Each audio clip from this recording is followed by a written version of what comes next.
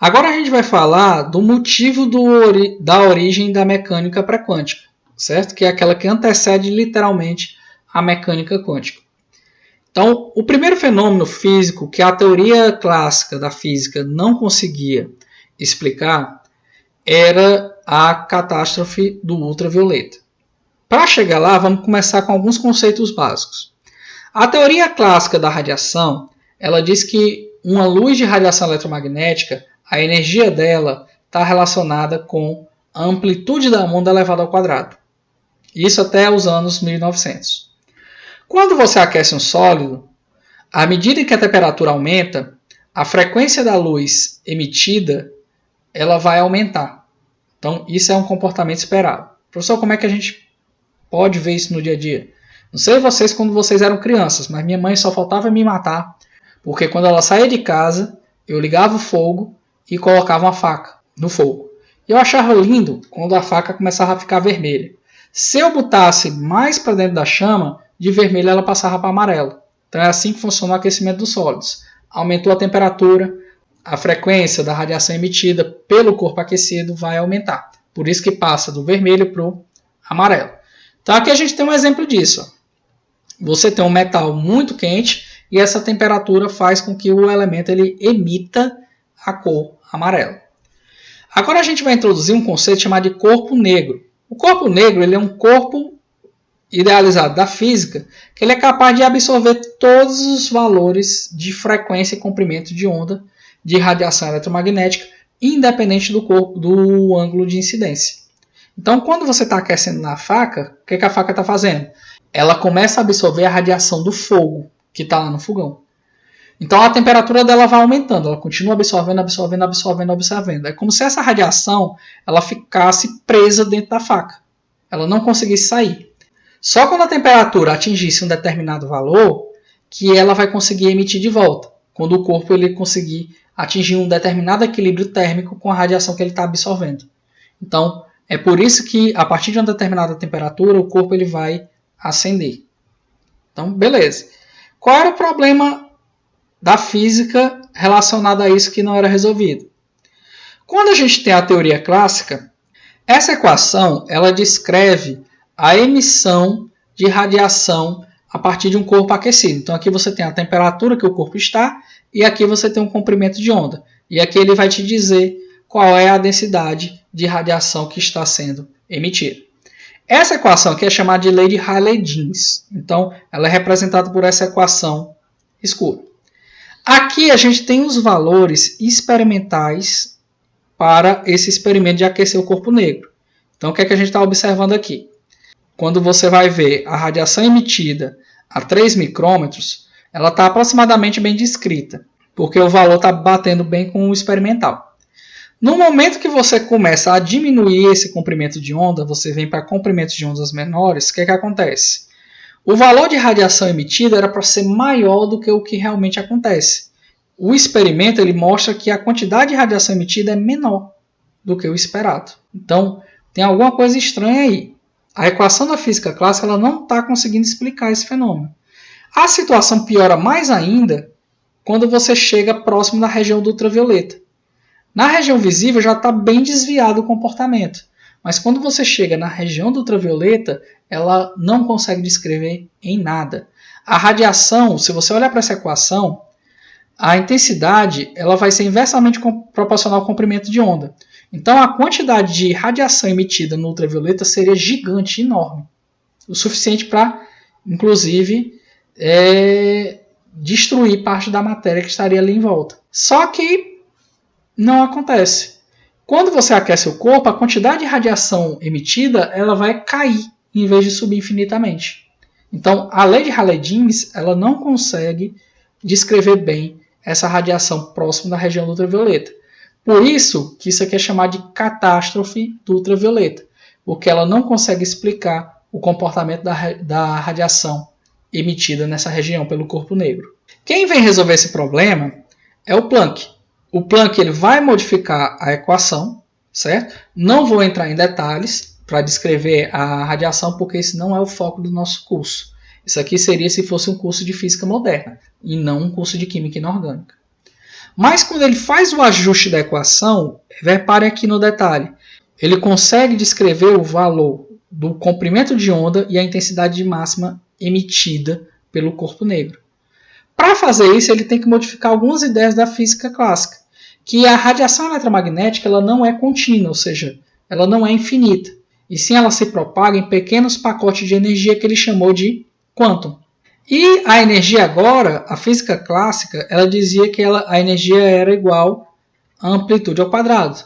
Quando ele muda isso daqui, ele verifica que a energia não depende da amplitude, e sim depende do comprimento de onda e da frequência.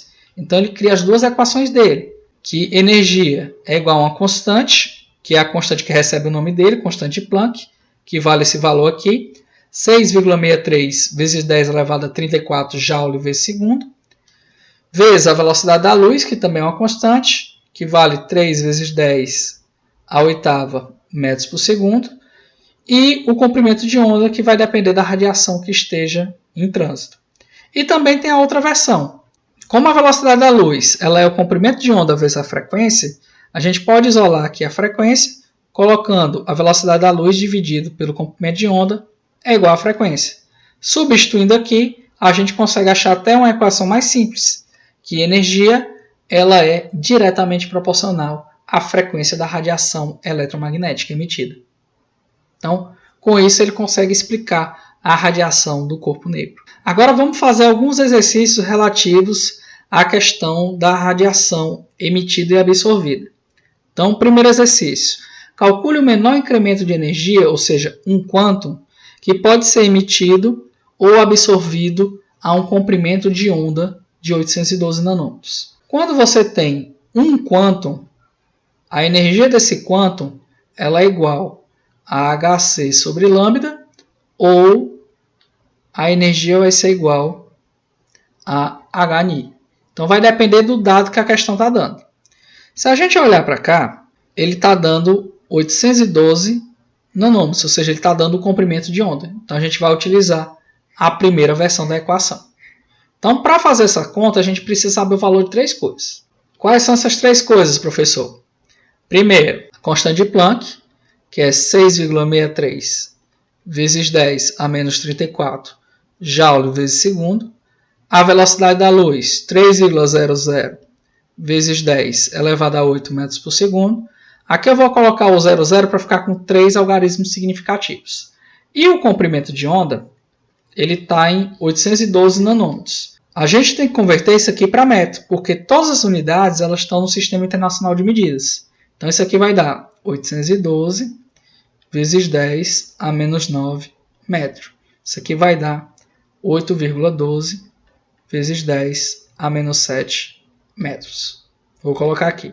Uma vez sabendo disso, a gente consegue substituir na equação. Então, a energia vai ser o 6,63 vezes 10 a menos 34 joule vezes segundo, vezes 3,00 vezes 10 a oitava metro por segundo, dividido por 8,12 vezes 10 a menos 7 metros.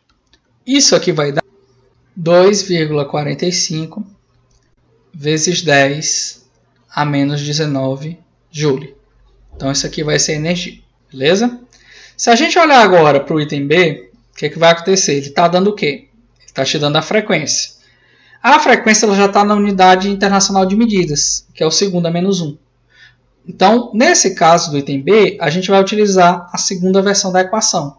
Vai utilizar o E igual a Hni.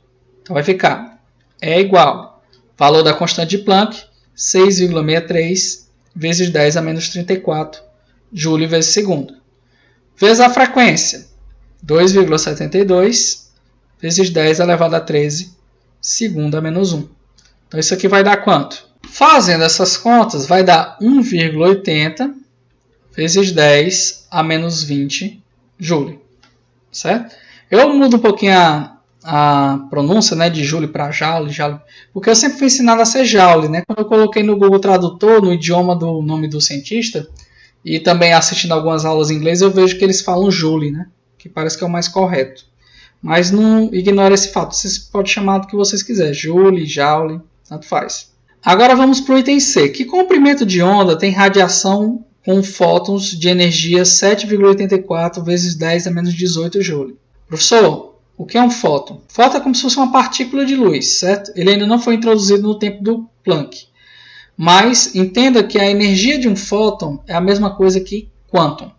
Então, ele está dizendo que aqui você tem um quantum de energia, e esse quantum de energia ele tem energia de 7,84 vezes 10 a menos 18 Joule. Então, ele pergunta qual é o comprimento de onda. Então, se ele quer o comprimento de onda no item C, a gente vai partir da relação que energia é igual a Hc sobre lambda. Se a gente desenvolver, o lambda pode trocar de lugar com a energia, né? Você vai ter que lambda é igual a Hc sobre E.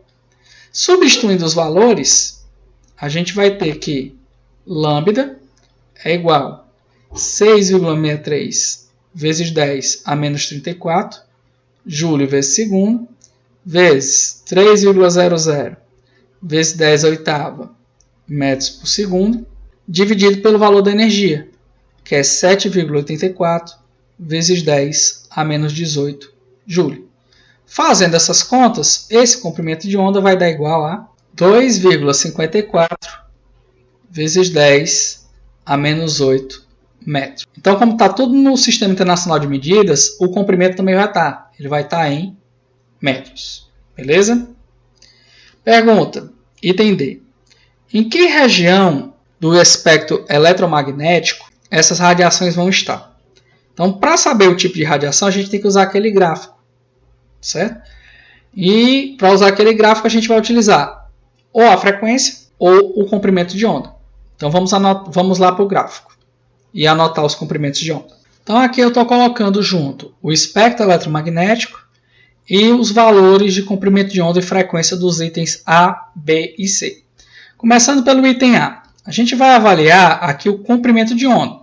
Então você vai olhar aqui por baixo. A ordem de grandeza dele, se você olhar aqui para a potência de 10, é 10 elevado a menos 7. Então, se você olhar 10 a menos 7, está entre o 10 a menos 8 e o 10 a menos 6. Ou seja, essa região pode ser ultravioleta, pode ser radiação visível e pode ser infravermelho. Quando você tem dúvida se a radiação é visível ou não, converta para nanômetro. Convertendo para nanômetro, fica mais tranquilo, certo? De você pesquisar. Por quê? Aqui é uma parte do espectro visível ampliado. Ele vai variar de 380 até 720 nanômetros. Se você converter para nanômetro, como é que eu faço isso daqui? Você vai converter por 10 a menos 9. Como? Multiplicando isso aqui por 100. No caso, quando está 10 elevado a menos 7. Aí você vai achar que isso aqui vai dar 812 nanômetros. Então, se você olhar para dentro da região do visível, como ele varia de 380 a 720 nanômetros, significa o quê? Ele não pertence à radiação visível. Ele está para onde? Mais alto que 720. Então, nesse caso, ele está pertencendo a quem?